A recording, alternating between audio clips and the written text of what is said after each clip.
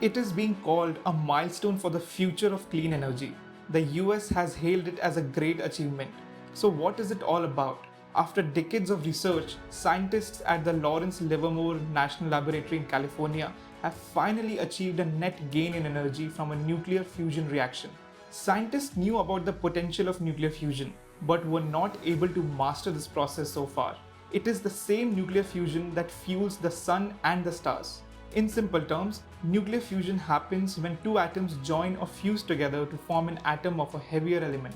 It generates massive amount of energy. Like in the sun, two hydrogen atoms join hands to form a helium atom. Nuclear fusion is just opposite to the nuclear fission, in which heavy atoms are split apart. We do not have a natural environment of 100 million degrees Celsius on Earth like the sun. The core of the sun is 27 million degrees Celsius, and the rest of the energy comes from the massive gravitational force. To replicate it on the Earth, a tremendous amount of energy was needed.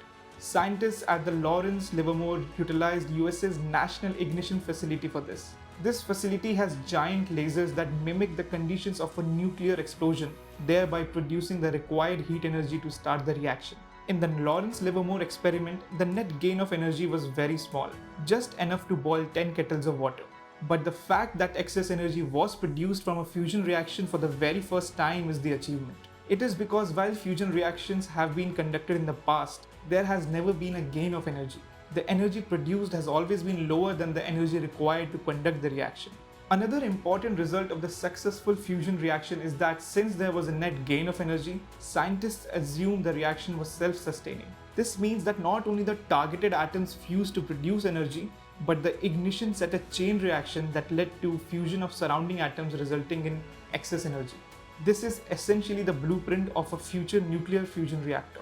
A full-fledged fusion nuclear power plant is still far away. It will require much more research, time, and resources to achieve desired output. When successfully built, a fusion reactor will essentially be an unlimited source of power which will not only be clean but will also not produce any radioactive waste like today's nuclear fission reactors do.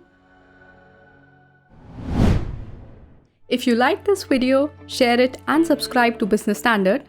For more news, views and insights, log on to www.business-standard.com. Do also follow us on YouTube, Twitter, Facebook, Instagram, Telegram and LinkedIn.